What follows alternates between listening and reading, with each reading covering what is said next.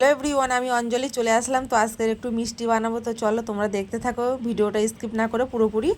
তো দেখো এই সাইডে আমি একটু সুজি নিয়েছি, নিয়ে ওটাকে সুন্দর করে মানে পরিমাণ মতো জল দিয়ে করে নিলাম। আর এই সাইডে ছানা নিয়েছি, ছানাটাকে মেখে নিয়েছি আগে থেকে।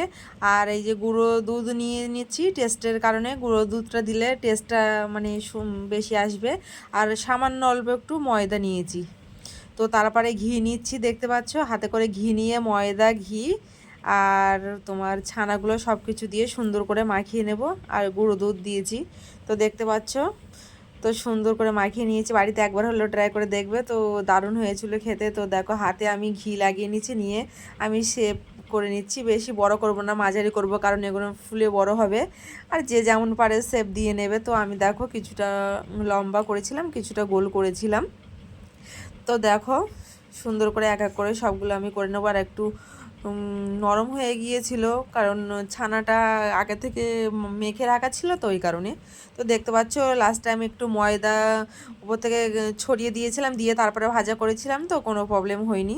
তো উপর থেকে ময়দা ছড়িয়ে নিয়েছিলাম একটু নরমের কারণে। তো দেখো সবগুলো আমার কমপ্লিট হয়ে গেছে এক এক করে। তো কেমন লাগছে কমেন্টে জানিও। তো দেখো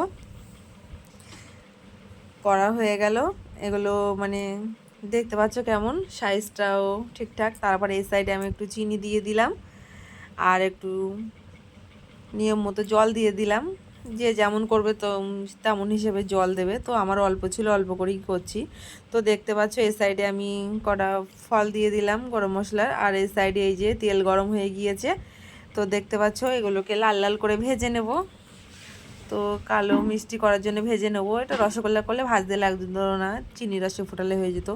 তা ভিডিওটা কেমন লাগলো কমেন্টে জানিও, একবার হলে বাড়িতে ট্রাই করে দেখো সবাই। তো দেখো লাল লাল করে ভেজে নিয়েছি, ওদিকে চিনি রসে আমি দিয়ে দেবো। তো ভিডিওটা কেমন লাগলো দেখো, ফাইনালি তৈরি হয়ে গিয়েছে পুরো। জাস্ট খেতে খুব সুন্দর হয়েছিল, পুরো নরম তুলতুলে হয়েছিল, রসালো হয়েছিল।